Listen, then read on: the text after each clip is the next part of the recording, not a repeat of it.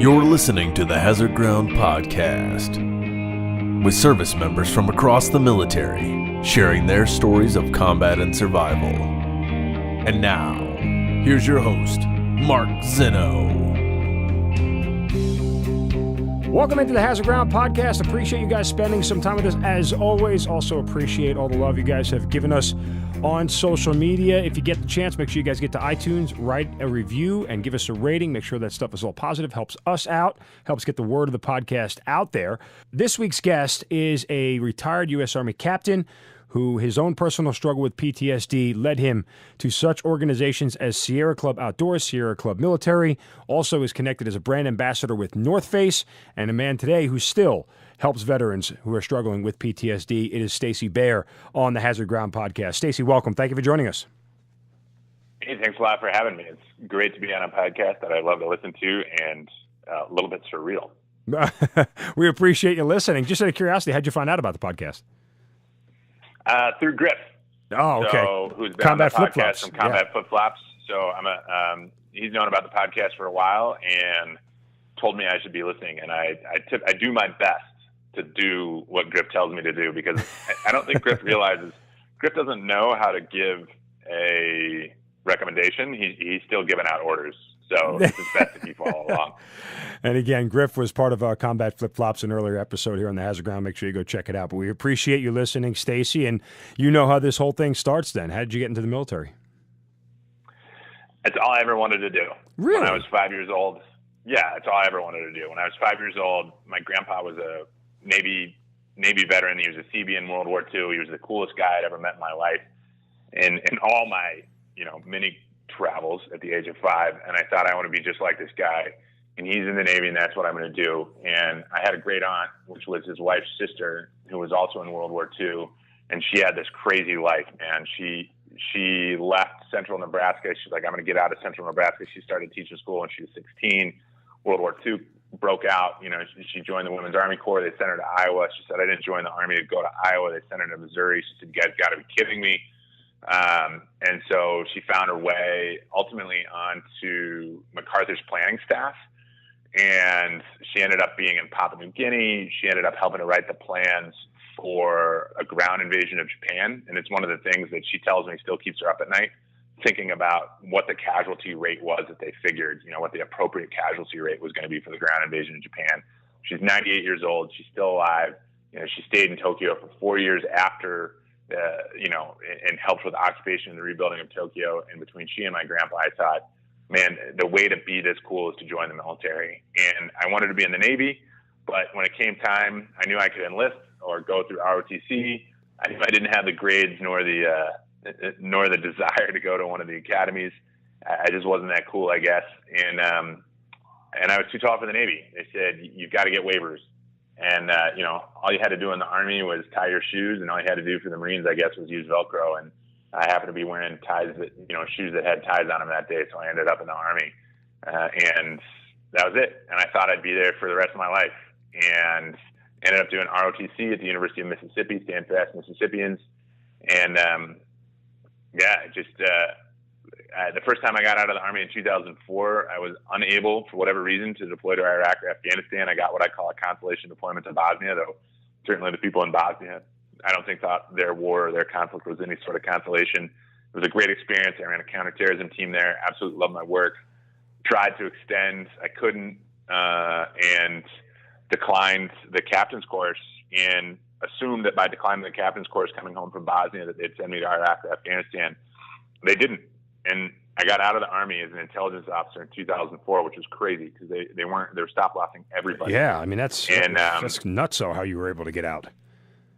Well, it was a shock. And my old battalion commander was my branch officer, who was looking at those things. And I don't know if he thought he was doing me a favor, which I'm sure he did. And so there I was.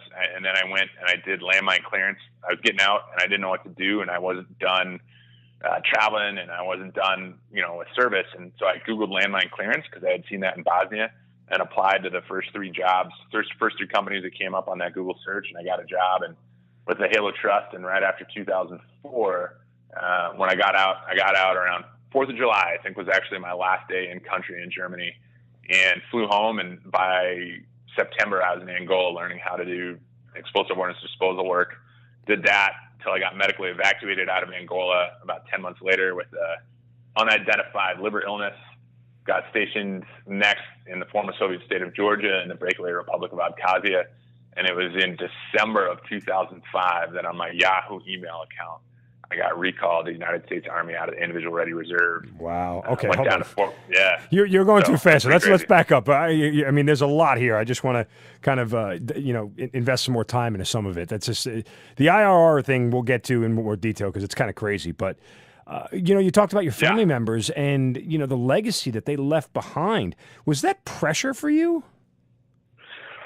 Yeah, I didn't really see it as pressure. I also had an uncle who was in Vietnam, and he was a dentist. He was a Green Beret dentist, and he was also my dentist growing up, and orthodontist. And I had summer teeth, man. Boy, a Green Beret dentist just doesn't sound like a pleasant experience. You're talking about a guy who's hard as nails and the worst possible human experience you can go through in a dentist chair. Here, just sit here. Don't worry about it. It'll be painful. Just deal with it. Totally. And a pediatric dentist at that. He's awesome. And his name is Gail. And so, it was nice to have another man with a woman's name to look up to. That's great. I think where the real pressure came from was growing up with hockey town on the border of Minnesota and in South Dakota with a name like Stacy, and my mom made me figure skate far more than growing up with the family history. And my brother joined the military. I know, right? Thank goodness I grew up to be 6'7". My brother joined the military before me. And like I said, my uncle and then my dad had joined the Air Force for Vietnam, but had an allergic reaction to penicillin that led to brain clots, so he was out. But I don't think there was any pressure in a way to join the military. I never felt pressure to join the military. When people ask like, why did you join the military? My response is, why didn't you? I mean, it just made, and I don't mean that aggressively. It's just, I didn't think of anything else to do. Like nothing else made sense to me. I mean, that's all I wanted to do was join the military for whatever reason. And I mean, like for some of the reasons I described, I mean, my granddad and my great uncle were just amazing people. My great aunt, my uncle was an amazing guy. My brother joined before me. So I think what it did was I didn't have to explain it to anybody, right? Unless I wanted to. If somebody was like, why are you joining the military? It was like, it's the family business. Everybody does it. It's crazy because everybody's got a different story on how they get to the military. And when you hear your story, like you said, it almost makes it easy. Like it's just, for you, it was illogical not to be in the military. Absolutely.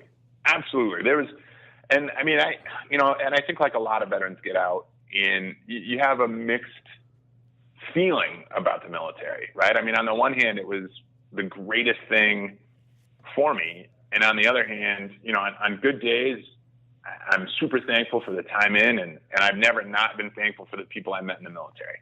I mean, some of my closest friends, some of the greatest people I've ever met were in the military. But on the other hand, if I'm having a rough day, it's like you join the military, you get introduced to these amazing people, and then you got to write letters home to their wives and their parents about how they were killed. And I have, nightmares about seeing other people get killed, and I have nightmares of, a little girl in Iraq who, by all accounts, the way that she had burns covering her entire body except for her wrists down to her hands, her face, and her ankles down to her feet, certainly looked like somebody held that young woman, that young girl, 3 or 4 year old girl, into a fire, and as a means to torment her parents. And then when we show up, right? I mean, she's covered in gauze. The gauze hasn't been cleaned. She doesn't have any new dressings on it. And her body is, the flesh underneath the gauze is necrotizing. New skin is trying to grow over the gauze. And we make a decision, we're like, well, what can we do to help this young lady? Because this young girl, otherwise she's going to die. And that's for 4 dudes to hold her down. And our medic, who happened to be a woman, incredibly strong woman, emotionally, mentally, and physically. Then she begins to tear the gauze off this young girl, right? And it's ripping new skin away, and it's pulling necrotized, dead flesh off her body. And I have an 18-month-old at home. I cannot imagine the pain that this young girl was in. I can't imagine having to watch other people do this to my daughter. eventually we just had to stop, right? I mean, there's blood everywhere. She's screaming. You know, we've got big guys holding back her dad and her uncles because they want to kill us because they think we're trying to hurt her and we're trying to help. And that's one of the worst things I've ever seen. And that's, you know, the United States Army showed me that. And the United States Army showed me that because the people of the United States elected a government that said the best, highest in use of our military is to send them to Iraq right now.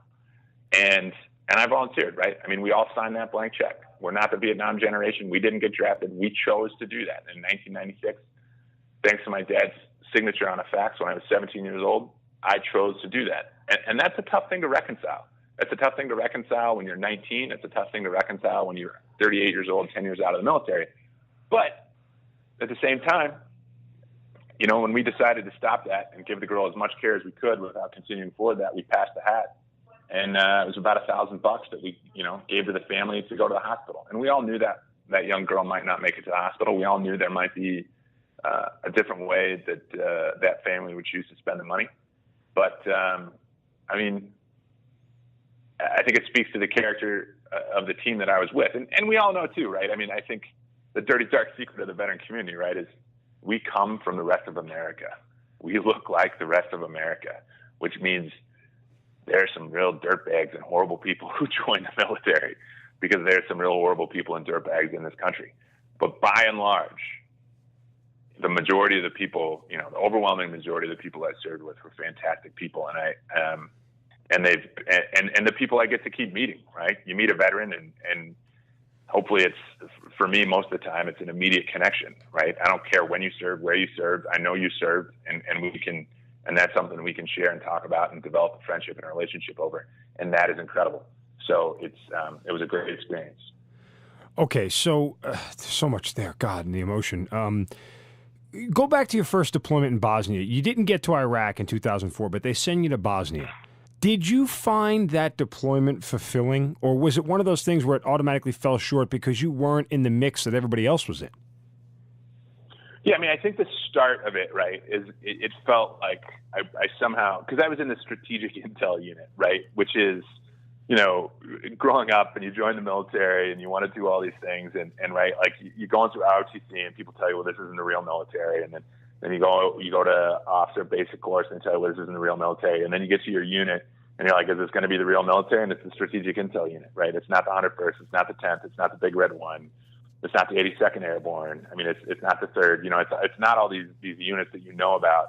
And people are like, well, this isn't the real military. And it's like, fuck, when am I going to get to the real Army, you know? Mm-hmm. But every step of the way is actually the real Army. There's just, the thing is, the Army's a huge beast, right? And it's like, you know, the story of all the blind guys, you know, trying to touch an elephant, and depending on where you touch, you think it's something else. The Army's just like that. So finally, yeah, I mean, I was super disappointed that I wasn't in the fight, right? If you train to be a butcher your whole life and you never get to cut a pig, you're going to be really pissed off. And I was upset, but when I got there, you know, there was a great mission. People were working really hard. It was a NATO mission as well. I got to work with a lot of great people from other countries, and we all knew that we weren't in Iraq and Afghanistan. And that's where we all wanted to be because that's where our buddies were. That's where the fight was. And when you're trained to be a soldier, you hopefully train to be a warrior, and you want to be at the fight. But you have to give yourself the opportunity to go in at 100% every day. And when I got my head around that in Bosnia, that's what I did. And yeah, I felt guilty taking tax-free money. My parents came to visit me over Christmas, you know. They're like, oh, we want to go to Bosnia. We have great memories of the 1984 Sarajevo Olympics, so we're going to come. And I'm like, yeah, but it's a war zone. And they're like, actually, we just got our tickets on Air Australia. So, you know, I mean, that was a different experience. But I think it set the groundwork for me in many ways, maybe for the Adventure Not War project, because what it taught me was there are regular people trying to live regular lives, and there are a lot of beautiful things in these countries, even if they've been racked by war and disaster. How do we see that? And so, yeah, I was pissed, but it was a good mission, and we were doing the right thing, and there were great people there. And so, you know, I remember leaving the Army when I flew home from Germany. You know, I wasn't in my uniform. I'm just another kid on a flight from Frankfurt. You know, I was just flying to visit my brother in Hartford, Connecticut before I went home to South Dakota. And it was weird, you know, and I was like, holy crap, I've missed the war of my generation. And I think in 2004, we all thought it was still going to be quick, right? Yeah. Even though it had already been 3 years in Afghanistan. And I was amazed, and I thought, well, that's it. You know, I've missed my worst generation. And I was working in Angola, and one of the guys I worked with was an Israeli. And when Fallujah kicked off later in 2004, I said I should be there. He said, what are you talking about? You wrote a blank check, you handed it over to your government. They took care of you for 4 years, and they let you go. And you got to move on with your life. But when I got recalled at the end of 2005, as disturbing as it was and frustrating as it was, because I was living a different life, right? I'd moved on. Mm-hmm. But there's also a huge sense of relief. And a lot of the guys that I worked with in landmine clearance who had served in other militaries, predominantly the United Kingdom and the British military, those guys all got it. You know, they all understood why I felt that relief. And it's a weird thing to talk about, right? Feeling relief that you've got called back to go to war. But that's what it was. Well, most people would think it's the exact opposite. My first deployment, I was with I was a captain at the time, and I was with a major, and she got called off the IRR, and she had been out of the military for like 8 years. Like she was in a totally different. I mean, for you it was a year later, but this was an individual who was way removed from the military, and it was just like you move on to that next phase of your life, and to have that thing come back to you again. You know, you seem to have taken it as a blessing, but most people take that as oh my God, I can't believe this is happening. Totally, and I respect and appreciate and understand that thought process. I mean, and I was pissed on the one hand, right? I mean, I'm living in Abkhazia. I've got a different career. I'm seeing somebody. You know, I think she's great. She thinks I'm swell. Things seem to be progressing, and then all of a sudden, your life is interrupted. And I like you said, I'd been out for about 20 months at that time, total, and it was frustrating. And I think if you've been out 8 years or 10 years, you have this whole other life, and that's even more frustrating. And I think a lot of people didn't even realize they were still in the individual rated reserve. And I mean, it was interesting, right? I mean, I met people. There was this one guy who had been unemployed since the Clinton reduction in forces, in 1992, and living in his mother's basement. And for some people, it was interesting. Like they were so excited to get called up because they had something to do. They had something to live for. And there was another guy who had just got laid off from his factory job. He had been a shift supervisor, and he got laid off, and this worked out great for him. And that guy, I mean, between you and I, was a dirtbag. Couldn't lead a gerbil out of a brown paper bag, and he ended up going back for 2 or 3 more deployments and getting tax-free money and not really doing anything. And to watch that, is hugely frustrating and hugely, and that's a minority, but you saw it happen. And it was super frustrating. And like the guy who, but at the same time, again, you're going to get out of an experience, hopefully, what you put into it. Right, and that's a tough thing to say in the military because there are other guys, right? I mean, 3 guys out of our unit, Nathan Bacco, Brian Freeman, Shane Mahaffey, they got called out of the IRR and they didn't go home. And that's fucked. And that's like I can talk about what a great experience I had in Iraq, but I mean, and I learned a lot, but I saw a lot of pain, and like those guys' families deserve to have them there, and they're not there, and they had already gotten out of the military, and that's one of the things where I have to also, it's like even skiing in Iraq. I mean, I got to when we got to the top, I was like, okay, I can let go a lot of these negative emotions and these negative memories, but then I remembered, I was like, I got to hold on to a few of these things that hurt, man, because that helps motivate me on who I am and what I do every day. And I don't want to forget that pain. I don't want to forget that hurt because I don't want anybody else to have to go through that if they don't have to. Sure. So it's not an easy, well, this is how I feel and this is how I feel about it every day, right? I mean, we want there to be that binary choice. This is good and this is bad. That's bad and this is good. But I mean, you served, you lived through life. You know that life is just unfortunately not that easy. Yeah. Take me through the process of when you get that email to your Yahoo account to when you actually get in a uniform and what you're told, where you're going, because I don't know about it, so I'm just curious how the actual process itself goes. Yeah, I mean, I got the email on my Yahoo account. I don't use Yahoo anymore. I still do. Don't hate me. No, I mean, you didn't get recalled after your Yahoo email account. So I mean, that day, right, I was getting ready to go out came to the field for a week doing this landmine clearance and these high mountain passes. I'm driving down Abkhazia. My boss is coming up from Tbilisi, which is the capital of Georgia. He's driving the girl I'm seeing at the time, and she's in the passenger seat. We stop in the middle of the road because there's just not that much traffic in Abkhazia. I walk around to the side of the door. I give her a kiss. I say, "Hey, Dave," and say hi to her. And I'm like, "Yeah, I'm going to be gone for a week. And oh, by the way, when I get back, I have to leave and go to Iraq. And that probably means we're probably not going to keep seeing each other or whatever, but we'll talk about it when I get back in a week." And I get back in my car and I leave, right? Because my mind has been blown, right? Like one view of my life that I think I'm heading down has now been completely changed. And I just casually mentioned that because I don't know how else to mention it to my boss and the girl I'm seeing at the time, and get in my car and drive away for a week, right? So you can imagine what it was like on the backside of coming home. And at that time, and then I was just waiting for my orders at that point, and I was also waiting for a visa to get into South Sudan at the time for work. And the orders came through while I was in Uganda doing work for the Halo Trust, and a porter. I was drinking a Lion's Head beer in a hotel overlooking the headwaters of the Nile, which is now under a dam, and the porter runs in and the orders got faxed to me at this hotel in Uganda where I was doing, where I was doing work every day for the Halo Trust. And that was it. And I flew home and flew to Fort Bragg, and I got to Bragg, and we were, open bay barracks that had been condemned mere months before. They had this massive IRR recall. It was like ollie income free. And, of course, because of my first name, they try and put me in the women's barracks right away, which plays itself out, over a year later when I'm trying to out-process the Army. And on my medical paperwork is this note that I have to go, see the OBGYN and get a pap smear. I'm talking to the orderly, and I'm like, "I don't need a pap smear. I'm good." And like, "It's on your paperwork." I'm like, "Yeah, I know it's on my paperwork, but I'm not a woman." They're like, "It's on your paperwork." I'm like, "I'm not going back there." They're like, "Yeah, you are. You're going back there." Like, God bless the medical orderly, right? If you're a medical orderly, you take shit from nobody and you get to order everybody around, right? Regardless of your rank. So I go back and the doc's like, "What are you doing here?" And I'm like, "The orderly sent me back. It's on my paperwork." But so anyway, and we're in these open bay barracks and, going through the training of civil affairs. And then 3 months later, after all that training and 1 day of cultural and language immersion training in Arabic, we deploy in Iraq.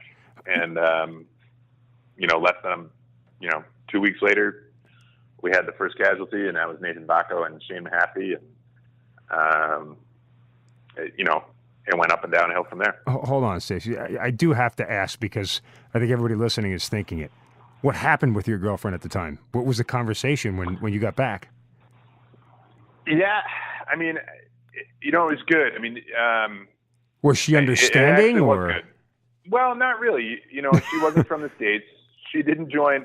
She didn't come from a Marshall community or family, and so there was this.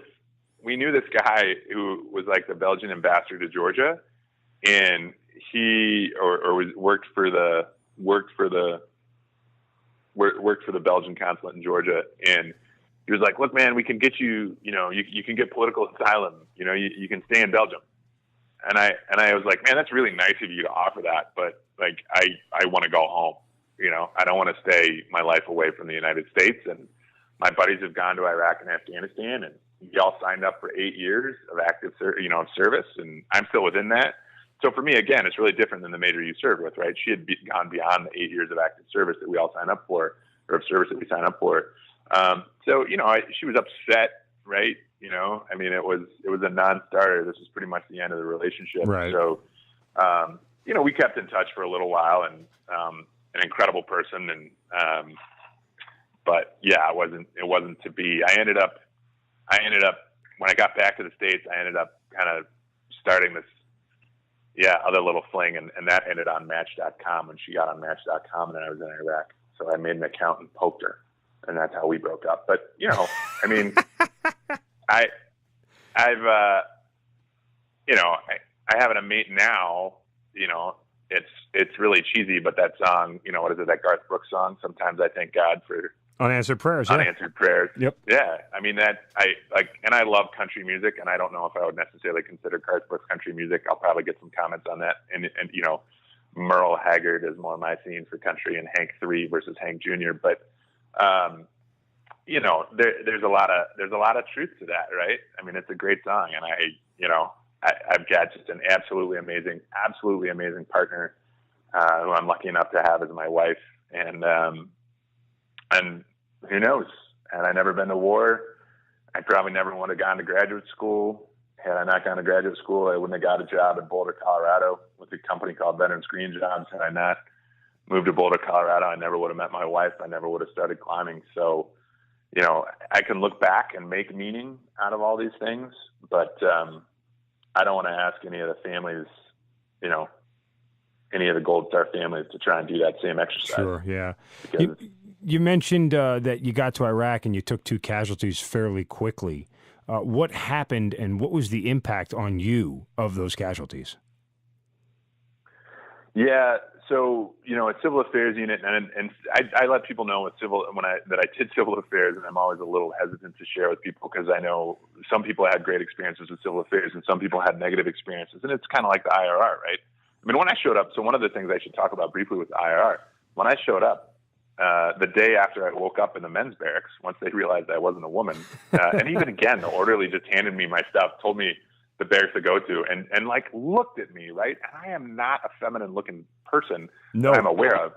and they sent me to the women's barracks, and I walked in, and I was like, oh, okay, I guess this is the new army. And they're like, what are you doing here? And I was like, this is the barracks. But anyway, so the next morning I go in for my in processing, right? Because I got in the night before, and they're like, are you? And I don't know if this was protocol, but they're like, are you ready for your drug test, for your urinalysis? I was like, what do you mean, am I ready? Like, if I smoke pot now, can I get out of this? And they're like, no, we just, you know, we realize like the recall can be kind of a quick process. So if you want to wait on the urinalysis, you can. So somebody somewhere, and like even the PT test, right? They were like, don't push yourself too hard. We don't want to get you hurt. So like the IRR, you know, I mean, there are people showing up who may or may not have been physically ready to go to war. So it was a really interesting, you know, I mean, it was just kind of a total shit show. And you know, 2006 when we went, I mean, there wasn't much of a strategy, and people didn't know what we were doing. And the strategy, we've never really had a long-term strategy in Iraq or Afghanistan, right? I mean, and especially in Iraq, it was weapons of mass destruction. And then it was like, oh shit, there's no weapons of mass destruction. And then it was global war on terror. And then it was like, well, actually, maybe we've created more terrorism than we have. And then it's like, well, we're going to rebuild peace and democracy here. And it's like, what? So we never really knew what we were doing in Iraq. And one of the things that, and I can't speak for Afghanistan because I didn't deploy there, but one of the things I'll say about Iraq is at the small unit level, people achieved their goals. Yes. Did so incredibly well. I can personally attest to that, yes. Right. At the company level and below, and sometimes all the way up to the battalion. And you had some great brigade commanders, but beyond that, there was no, like, what the hell were we doing? How did it all fit together? And so as long as you could get through the day focused on doing your mission and getting your men and women home safely at the end of every day or at the end of every night, you did great. But, and I think at the small unit level, there were massive gains made. We were winning over the populace. We were creating great inroads with, and the reason we were winning over the populace is because the people in Baghdad and Iraq were by and large really good people who wanted good things for their cities and their communities and their neighborhoods and their country. And so you could connect with people at a great level, but that never aggregated to success. Because at that large unit, at brigade, and Colonel J.B. Burton was a phenomenal brigade commander. But at that divisional level, it just didn't aggregate into success, even though there were some great division generals. You know, I got to serve under, and MNFI commanders, right? I mean, I got to serve under Odierno. I got to work with Petraeus, who I know later on kind of sullied his reputation. But I tell you, you know, when we were in the fight, I really liked Odierno and I really liked Petraeus, and I got to work a little bit with General Casey as well, who wasn't necessarily a bad guy either. But somehow that small unit level didn't work. But it was such a mess that when those casualties happened, And it was really just kind of the start of routine IED use. And then we were there when they started using EFPs, right, the explosively formed projectiles. I mean, it was hard. And I think, you meet these guys, and again, my first thought was, what do we ever do? What do we ever tell Shane and Brian's, and later on Brian, when he died, which was actually much later in the deployment, or Vaca, what do we tell their families about why they died? And I think it boils down to All Quiet on the Western Front, right? Like, you don't really ever need another war novel. Eric or Mark nailed it. You end up not fighting for an ideology, right? You fight for the guy to the left and the guy to the right. Mm-hmm. And beyond that, when I try and think and understand why I was there, much beyond that is when I typically start going down a really dark path. And I think ultimately we've got to figure out, we have to go down that path as a country. Well, part of that, Stacy, let me cut you off here for a second. Part of that is, and we've touched on this topic a little bit on the podcast in general, but we are so conditioned, not only as a military, but I think as an American society, to determine an outcome, to have a finite outcome to anything. And as far as us in the military, mission accomplished, yes, mission accomplished, no. And that's the terms of what we measure things on. And when America looks at war in general, did we win or did we lose? And I think America deals better with either outcome than the gray area in the middle. And that's where the struggle is with Iraq. And you even go back to Vietnam. There is no finite outcome. And what sits on both sides can be debated reasonably by really smart people, but it'll end you up in the same exact spot you started. And that's troublesome for our people. Right. And that's why, in a lot of ways, that's why I wanted to do, this, what became Adventure Not War. That's where that came from was, well, I don't know if we won or lost, but I know there's some beautiful mountains over there and a part of Iraq that is relatively stable. And I want to share with people that there's a lot of beauty in this country and there's a lot of good people there. So I want to go do that. And I want to take a couple of my friends with me and, who are also really into backcountry skiing and who are willing to hopefully help share with the American people and the rest of the world that, yeah, Iraq's a pretty messed up place in a lot of ways. And the United States probably had a big role in that, but maybe we can also have a role in highlighting the beauty and getting more people to go to parts of Iraq that are stable. And I mean, I got to tell you, it was the trippiest thing, right? At the end of the expedition, we had an extra day in Erbil, an evening in Erbil before we flew out, and we're taking a walk around town, and it looks just like Baghdad, right? I mean, it's very similar. And I don't have a weapon. I don't have a convoy nearby, and I see a road sign like all throughout the trip. I kept seeing road signs for Baghdad, and it was crazy to think like I could go down to the Erbil airport, rent a car, and just drive to Baghdad. And in a place that 10 years ago, I never would have conceived of like getting in a Humvee and driving up to Erbil so that I could find my way over to Shoman so I could go, skin up a mountain and ski back down it. But that part of it, and for me, part of the reason I wanted to go to Adventure Not War, and it's a selfish reason, is to rewrite the end of my time in Iraq and to give myself a little bit of that definitive victory in the sense that here's a place that isn't going to have a negative hold on me for the rest of my life, even though really bad things happen there. It's going to be a place that I'm going to interject beauty and a little bit of understanding, hopefully, in doing something that I find to be invigorating and hopefully other people find to be invigorating. And I'm going to share that experience with some of my friends who had some of their worst days in Iraq. And now we're going to go have some of the best days in Iraq. And hopefully over time, we can get more people coming over. And I mean, whether you're paddling down in Basra, skiing in Kurdistan, there's mountain biking, there's rafting to happen. There's all these beautiful things that can happen there. And we're going to know we won, right? When in 10 years from now, when you have on the podcast some dude who's opened up the first microbrew in Shoman or Erbil, you know what I mean? Right. And so for me, it started out as a really selfish thing, and I own that, I admit that, but hopefully it's something that has more than just me getting better, but that other people see the beauty in this country that can be there and maybe feel like they want to go do it and maybe they want to go back. And maybe the next time somebody says something like, well, we should have just fucking bombed the whole country and made glass out of it, they say, hey, you know what? I can understand where you're coming from, but there's a lot of good people over there, and the world's a better place when they're in it. Stacey, getting a sense of who you are just from talking to you, I'm going to ask this question, and it may be kind of loaded, but do you feel that if you had a clearly defined mission and it was clearly a success, despite the casualties and all the bad things you saw, you would feel differently? Like, do you still think PTSD would haunt you the way it did if you were able to have some clear, ascertained outcome?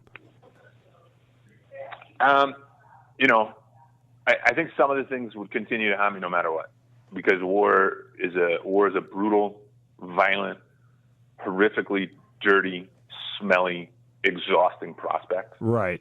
And I think when you see certain things, and I would put myself maybe at the 50th percentile of what I've seen, right? I just had one deployment. I wasn't in Fallujah. I wasn't in the Battle of Mosul. I wasn't in Anaconda. What sort of things are you talking about that you saw, though? Well, like, you know, if you've ever seen a 50 caliber machine gun rip a person in half, that's pretty fucked up. If you ever see, you know, if you're, you know, I was in my office one day, the first 6 months I was at Baghdad International Airport as a B team leader, and then 6 months, the second half of my tour, I was an A team leader in Kadamia neighborhood, and I was out at Fob Justice, which is this tiny little fob. Yep. One day when I was in my office, yeah, totally, Fob Just Us, baby. You know, my office was right next to a Navy EOD office, right, an EOD compound, and there were two guys, and they were working on something, and it went wrong, and there was one guy who was looking at the mortar, and his body was gone, right, mostly eviscerated. Close contact with the mortar doesn't end well. And the other guy, you know, had his, you know, sucking chest wound, intestines out, you know, double femoral bleeding, totally torn apart. And I was the first responder. I was the first person on the scene. Like, that's something that haunts me. You know, I've seen a dog eating somebody who had been killed and thrown in a trash pile, and the dog was eating the guy's neck out. If I touch my neck wrong, or if I'm tired, I mean, I still have nightmares about that.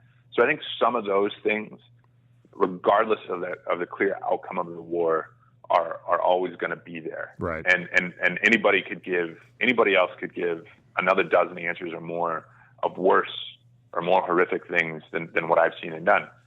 And I think one of the things we have to recognize is that how we got trauma might be unique, but that we have trauma is not unique. And I don't think it's a helpful exercise to try and say who's got the worst trauma. Right. Sure. You got trauma. Let's figure out a way to help you move through it. Embrace the pain and find a way to move forward towards joy. And what does that look like? And it's going to be a little different for everybody, though I think time outside is a key component for all people, especially here in this country where we have such a beautiful country. But I think all over, I mean, like I said, I mean, part of this was to show people that how beautiful Iraq is too. But yeah, I think a lot of the anger around the post-traumatic stress would be lessened. Sure. I think the struggles of adjustment would be a little bit less. But I say that, but then you look at the guy like George Mallory, right, who comes home from World War I, and the British won. And Mallory's fucked, right? And he can't find his place in society, and he goes back to the mountains, and he ends up losing his life on Everest, right? And he has the pithy comment, you know, why do you climb Everest? Well, because it's there. Well, what else? I mean, that sounds like a great comment, but I mean, look into it a little bit deeper, right? What else is there for Mallory coming home from World War I? Yeah, he's got a victory. The British won, but how Pyrrhic is that victory? So I think that's a hard question, right? I mean, I think, yes, I think I would have been less angry. I think I would have been able to say, you know, to Brian's family, I'm sorry, you know, your son's death haunts me every day, but hopefully you can find some level of gratification, which doesn't seem like an appropriate word, in that we accomplished X and the world is a better place because of it. Because I can't say that to them now. The world was a better place when Brian Freeman was in it. And now he's not. And, he sacrificed his life so that others could live, and he left an incredible legacy. There's an Iraqi kid that Brian was working with that ultimately came back and got, heart surgery that he needed. And that was Brian. But that heart surgery was going to happen whether Brian, because Brian deployed to Iraq, that young kid lived. What happened to Brian? And ultimately, Brian was killed in 2007 in Karbala. There were a number of terrorists who looked Western, had stolen a number of Western uniforms, gotten themselves onto a base, and then attacked a meeting that was happening in Karbala. People were on the fob, so they weren't necessarily armed or ready for an attack. And they tried to kidnap Brian, and Brian fought incredibly hard. They ended up throwing Brian out on the road on a highway. He had multiple bullet wounds, and to the credit of passing Iraqis, picked him up and got him in a car and tried to get him medical help. And Brian bled out. So it was a horrific way, but Brian wasn't going to get kidnapped, and Brian was going to fight all the way out. And Brian had been an all-Army athlete, had been on the bobsled team. His driver ended up winning gold later on at this last Sochi Olympics, which was pretty incredible. And and I'm sure many other American service members owe their lives to the fact that Brian fought so hard. But that's cold comfort to a widow and two kids who grow up without their dad. Yeah, I mean, I think it's incredibly and that's unfair. One of the challenges, right. And that's one of the challenges when I come home, right? Especially I came home, I was a single guy, right? I mean, one of the reasons I was so relieved to go to war, I don't think if I got recalled now with an 18-month-old at home or however old a kid at home, I don't think I'd feel relieved at all. Yeah, I mean, I'm with both my deployments. I was single, and now that I'm a father, the idea of deploying again now seems so just not cool. Like, it's just not a comfortable feeling at all, leaving behind all that stuff when you're single, and then you don't have to worry about yourself. I think it has a different perspective. And that doesn't mean that any of what you're feeling, would have changed if you had a family. It probably would have been worse at that time, but because you have a lot more empathy once you have kids, it's a strange kind of thing that happens to you. But yeah, I guess I wonder, as far as your particular struggle with PTSD and what you go through, I mean, how do you manage the day-to-day? What's still popping up in your head day-to-day and what isn't, and where are you with all this? Yeah, I mean, I think there's a lot of growth, right?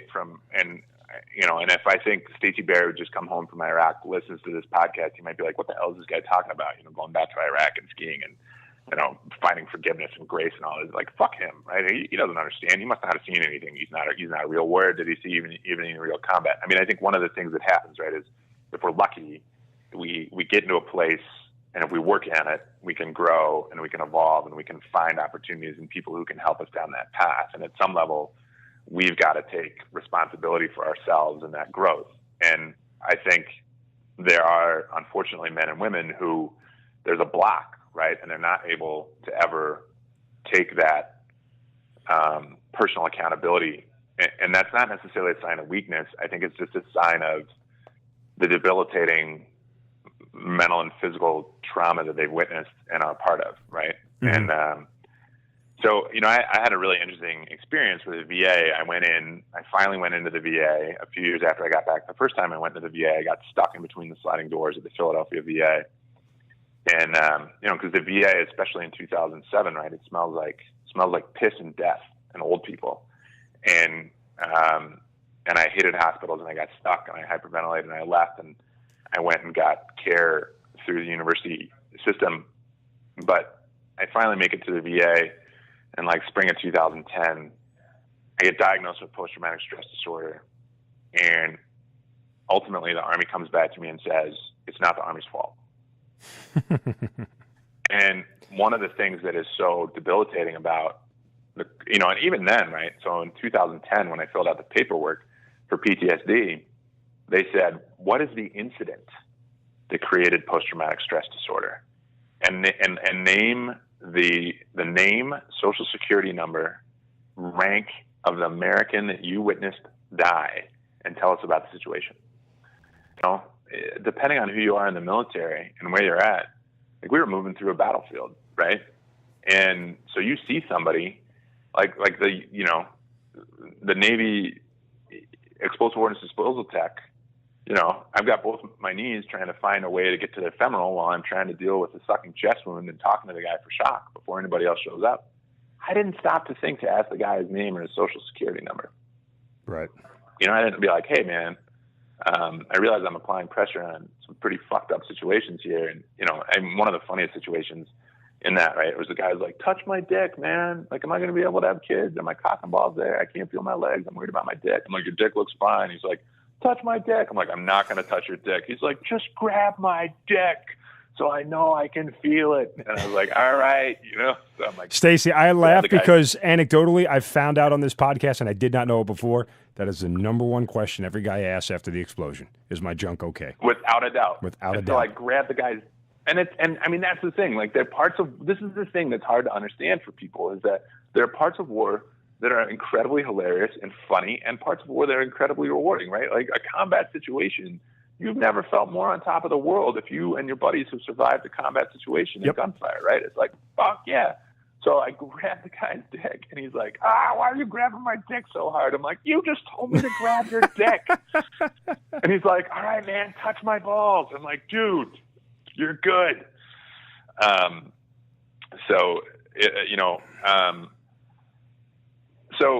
But anyway, and I think it's one of the things that actually makes a lot of good service members is you talk to a lot of guys and gals who serve, and a lot of people had pretty traumatic lives before they joined the military. Yeah. Not everybody by a long shot, but a friend of mine who unfortunately committed suicide 2 years ago, you know, as he and I got to know each other better, and he felt comfortable sharing me his journey. You know, this is a guy who got to ever live the shit kicked out of him as a kid growing up in rural Iowa in a wrestling town. His dad, his uncle, and his older brother just beat the guy on a routine basis. And then this kid joins the Marines, and then he goes to Fallujah. I mean, what is this? And then he goes to the VA, and if he shares with the VA that he was abused as a kid, they're going to say, well, your PTS, maybe it's not from the Marine Corps, right? Yeah. And when I shared these things with, you know, and I couldn't remember the exact name and individuals, and the other thing was at the time, like, I'm not supposed to have PTS from watching kids get killed or kids go through this or seeing dead bodies or, you know, like, so, you know, I mean, early on, I dealt with my post-traumatic stress issues primarily through a lot of cocaine. And, you know, I was a big guy. I had a fun party trick called 8-ball in a wall, which is pretty self-explanatory. I'd do an 8-ball and then try and run through a wall. Great party trick at the time. Not necessarily good for other people's rental deposits, but, you know, something to talk about. And probably didn't help my shoulder.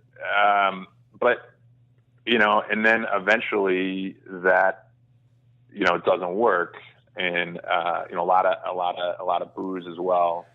And that doesn't work. And it ultimately, you know, I was in Boulder, Colorado. I was working for a company called Veterans Green Jobs. A buddy that I had deployed with, a guy named Chuck, who was also tall and kind of lanky like me.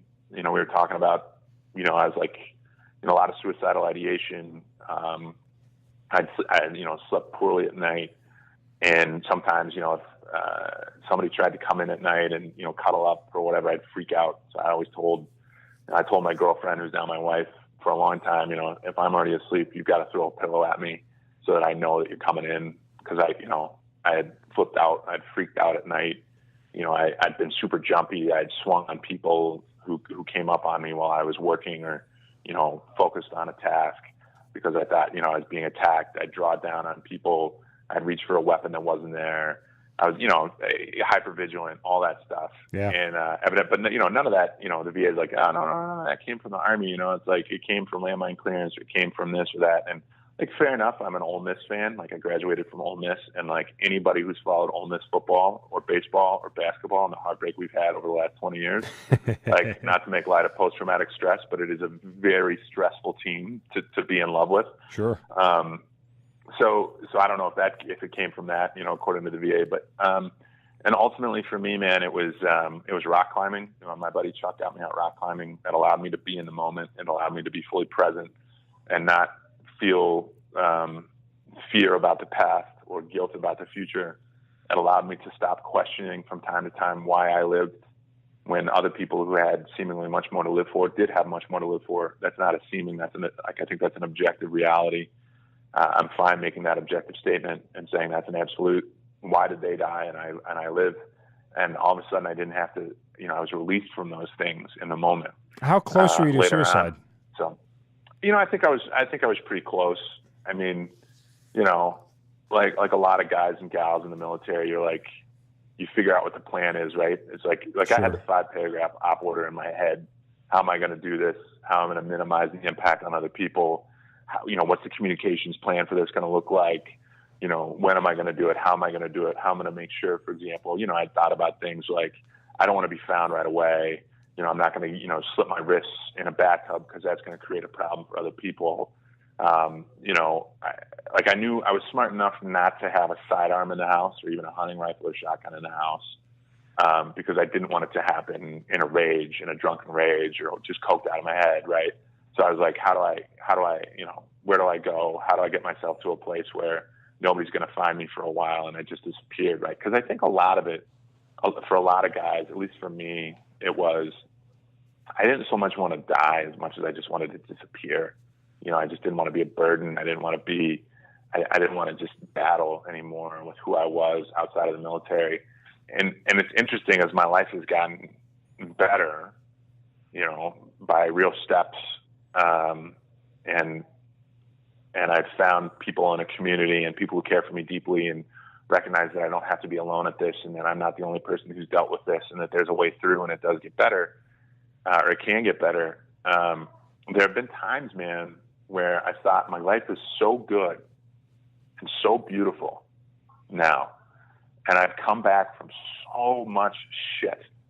And there are times, right, you feel guilty about feeling bad because you don't feel like you've been through enough as your buddy, and you're like, well, crap, why do I feel so bad? That guy's been through everything that seems so worse. And we measure our traumas and that's a bunch of bullshit. And I thought, my life is so good right now. And I'm so worried that I'm going to slide back to that place or that I'm going to stumble or that it's going to fail and I'm going to get to that place where I was, that maybe I should just end it now and I should go out on top. And so suicide's a really sneaky beast, man. And it's a difficult illness because it can get you when you're really low and it can get you when you're feeling really good. And it can get you anywhere in between. And, my buddy Chuck was like, you know what?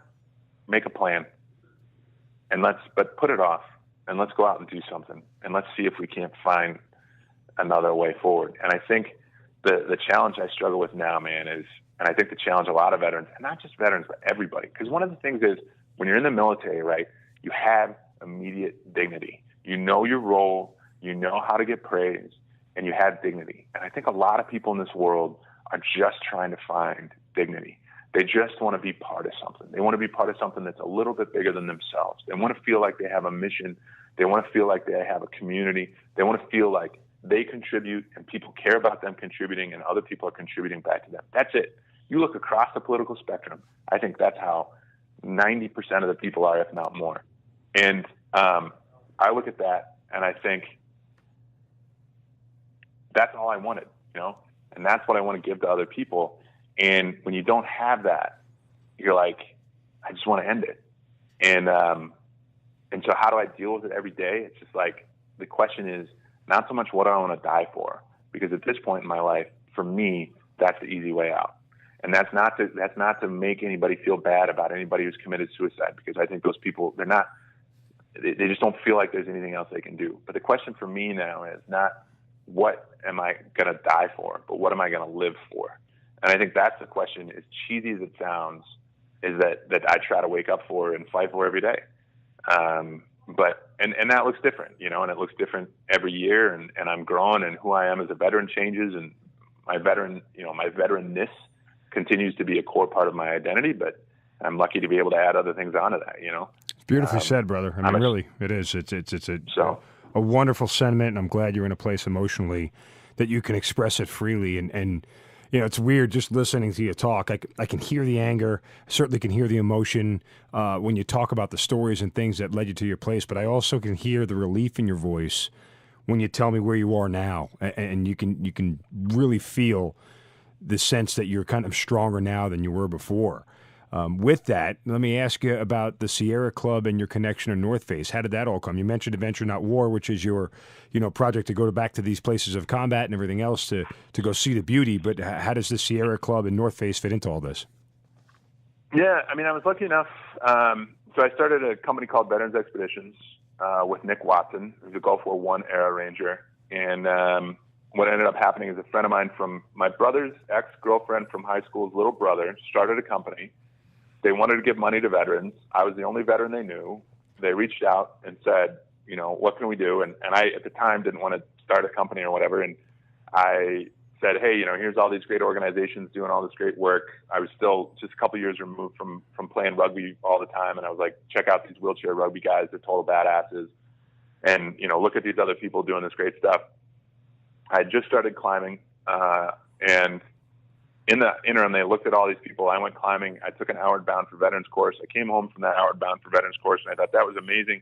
How do we keep that spirit alive when we don't have a base camp to return to? Because, I live in Boulder, Colorado at the time. I can't go dog sledding, easily in Ely, Minnesota without Outward Bound. How do we keep this alive?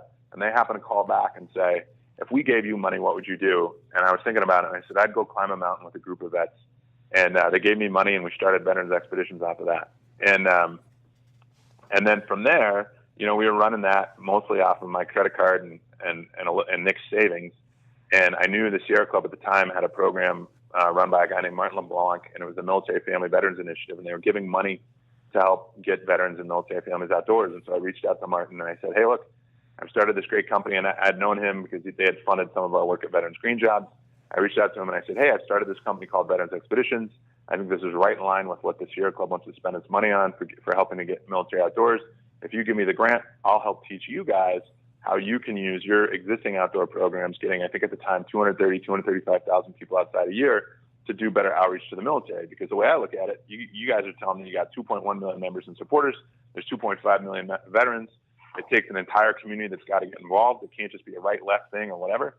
So, I mean, if we got every member of the Sierra Club partnered up with a veteran, we'd have a great time, right? I mean, and he said, that sounds like a great idea. I love the way you're thinking. A couple months later, he says, hey, we've got a job opening. Why don't you apply? I ended up applying and getting to the Sierra Club, and we changed a little bit. We saw where the funding was going for the military program. We continued to give funding out, but then we developed a direct service approach. And that was the Military Outdoors program. That was 6 years ago. We've had some great people run and work that program. Josh Brandon, who actually is now an ambassador for outdoor research, and now a guy named Rob Vessels, who runs the national program, doing fantastic work. He's a former infantry guy. And then out of the Southeast, we have Lonette Vessel, phenomenal guy, who's running our program in the Southeast. And we have lots of amazing volunteers, some guys who've been medically retired, who they're volunteers, right? But they're doing full-time work basically to connect the veteran community to the outdoors. And it's everybody. I mean, we've worked with everybody from World War II veterans, all the way to, guys who are getting out now who maybe didn't deploy in Iraq or Afghanistan, but maybe they were in Libya, maybe they were in the Horn of Africa. The military is everywhere, right? So, so it's been a great program. And we looked at it and we said, look, we're not going to do this program just for PTSD or just for disabled veterans. There's a lot of programs doing that, because from our experience, what we had learned was a lot of guys and gals, even if they don't have a significant diagnosis or any diagnosis of PTSD, are looking for a community. And a lot of folks who might have PTSD or some of these issues, but don't want to identify that or don't feel like they can go get help, and we're offering an outdoor adventure, they want to come out and they want to meet other veterans. And we've seen amazing things happen out of that process of people just getting together as veterans, and also, meeting non-veterans in the outdoors. And that's really important, right? And really critical to building long-term community health is we can't just say this is only a veteran issue and only veterans can take care of veterans. It's bullshit. It might make sense right away when somebody comes home to be with only veterans, but over time, we've got to transition from active duty to active citizenship. And that means interacting with other veterans and non-veterans alike. And, what we found is that when we can show, like a guy like Sam Magro from Montana Alpine Guides, or Ben Zavora from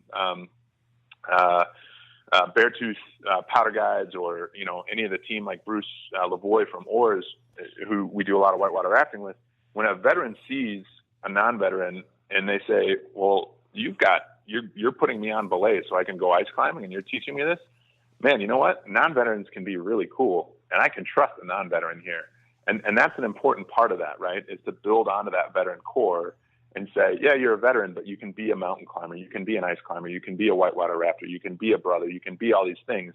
And we know we're doing well when somebody introduces themselves and says, you know, hey, my name is Tom, and I'm a mountaineer, and I'm a climber, and hey, and I'm also a veteran. And that's an important part of who I am, but I'm all these other things too.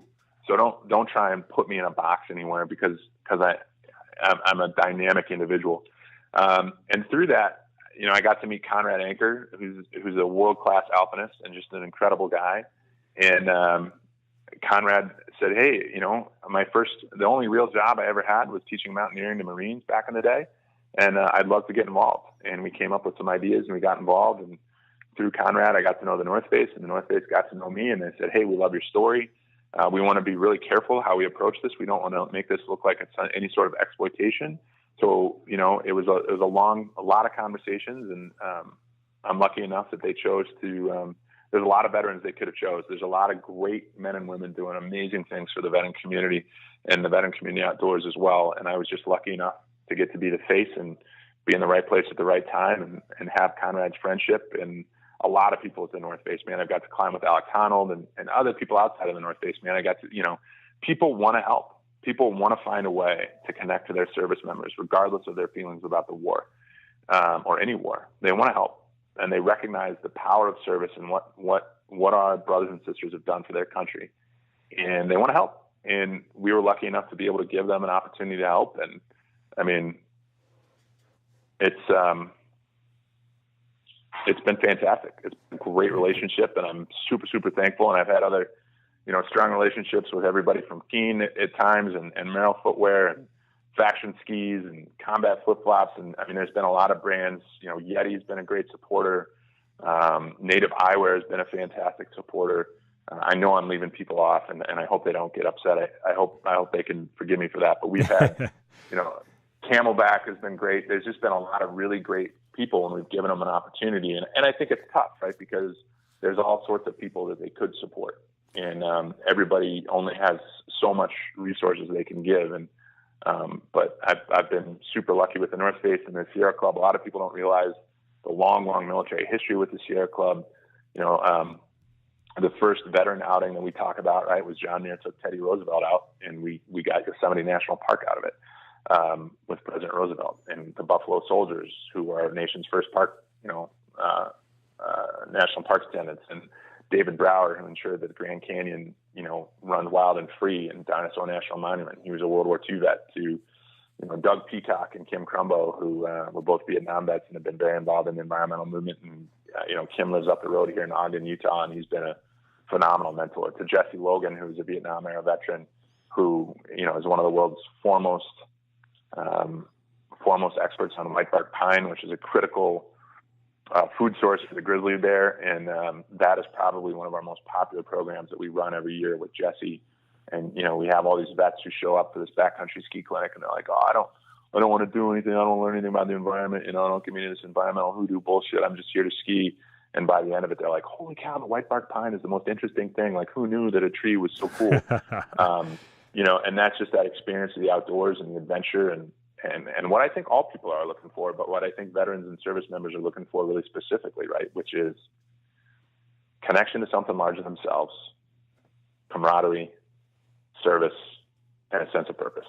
Yeah. And that's what, you know, and that's what we're trying to give people through the outdoors. And, you know, and the brands we work with and that we've been able to align with, like the North Face, they believe in that.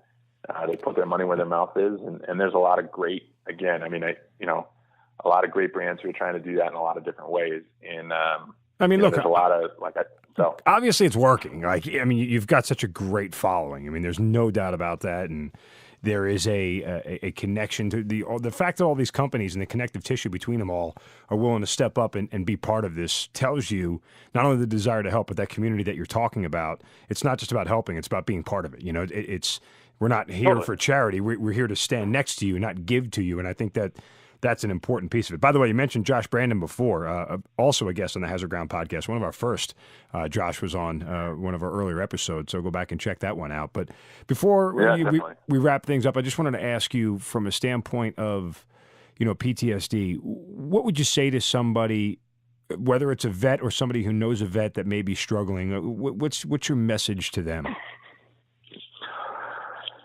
Yeah, stand by them. Give a hand up, not a handout. Get them outside best you can. Just listen. Don't try and necessarily provide any solutions, because it's going to look different. Everybody's path is going to look different. The only thing that I think is a guaranteed support is getting people outside, whatever that looks like: birding, gardening, mountaineering, take a walk in the park, stare at the grass coming up through the sidewalk cracks. And then, offer them support, maybe help point them in the right direction, but you can't force people into things. Ultimately, people need help, but like you said, you got to stand next to them. Like the guys at Team Rubicon say, right? It's about veterans empowerment versus veterans service. And that's a critical difference. Appreciate what all the veteran service organizations have done and try to do, but I think like Team Rubicon says, we're a veteran empowerment organization. I think that's, we want to empower people to make a change in their own lives and to find that pathway. And, all of us have to do a better job destigmatizing mental health challenges. But I think, if somebody's a veteran, I'm like, hey, first thing, let's get you outside. Let's find a way to help you build your community. Let's connect you to some things you love, or might love. And let's move from there. And that pathway to healing is going to look different, but, and there's going to be a lot of failure along the way, and there's going to be some challenges, and it's still going to hurt. And getting healthy doesn't mean that you never have a bad day. But again, going back to the outdoors, the research we're doing, we know that a night outside can decrease post-traumatic stress symptoms from baseline 27%, reduce overall stress 19%, and increase sleep for up to a week later for up to an hour to an hour and a half. And there's nothing pharmacologically that I'm aware of that does that. I got to get outside more. Yeah. And I think it's a combination of beauty. I think it's a combination of awe. I think it's a combination of the conversations you have with people in the outdoors that you just don't have elsewhere. Yeah. And unburdening yourself. It's all there, brother. What you're doing again is I think it's perfect. It meets the needs, and, getting people together, community, and all that stuff. I just can't thank you enough for all that you've done for veterans and sharing your personal story with us. Because you know what, Stacy, as much as you've probably told the story before, it probably doesn't get any easier to say certain parts of it. And the fact that you were so candid and so honest with us means the world to us here on the podcast. And I know the people listening certainly appreciate you doing that. And we just want you to keep doing what you're doing, man, whether it's with the North Face, Sierra Club, Adventure Not War, whatever it is, keep giving back. And I know that, on the opposite end of all this, you'll certainly feel a lot better about yourself, but you'll certainly be rewarded for it, because that's in your heart, brother. I can feel it. Well, thanks. Thank you for giving back and giving an opportunity for people to speak and share stories. It's awesome. And I think at the end of the day, right, if we're not gonna help each other, who will? And I will say that part of the reason I'm able to be so open and honest is because of the community that I'm in. I have an amazing partner. I've got a great family. I have great friends in and out of the veteran community. And because of that, I know that I can go out and take a beating and come back in, and people are going to help me get better, and they're going to push me right back out. And that's one of the, even as contentious as our political world is right now, one of the things I really love is, I can get in arguments with my veteran buddies. We can be shouting at each other and yelling at each other and going after each other. And then afterwards, give each other a hug and say, "Hey, you doing okay? Let's go for a hike. Let's go for a run. Let's go for this." And, I hope all people, whether they're veterans or not, and I hope we as veterans can remember that commonality and that common humanity, and be a little bit kinder to each other and a little bit more graceful for one another. And that doesn't mean we stop making fun of each other and giving each other a hard time and finding humor in dark spaces, because that's all really important. But I think if we can do that, we can be the leaders that this country needs as veterans, and hopefully inspire other people that same level of kindness and grace that we as a veteran community show each other every day, And it's, it's great, right? Like, as a veteran, I've had more buddies than, who I've served with say, "Hey, I love you." And try saying that sometimes to some of the guys you haven't been to war with, right? And see their reaction. But you've been to war with somebody, you tell them you love them, man, that's no thing, right? Of course you're going to love them. Of course you're going to tell people that. And so that's one of the things I think we as veterans have it's our duty to teach that, and it's our duty to share that with the rest of the community. And hopefully, that's what my grandpa would want, and that's what my great aunt Mildred would want. And I got to say, I'm still just trying to follow their lead. Stacy Bare, thank you so much for joining us. God bless you, brother. You too. Thanks a lot. You've been listening to the Hazard Ground Podcast, hosted by Mark Zeno and produced by Matt Pasquarella. If you have an interesting story to tell and you'd like to be on the show, send us an email at hazardgroundpodcast@gmail.com. And if you like the show, don't forget to subscribe, rate, and review on iTunes. Thanks for listening. We'll see you next time.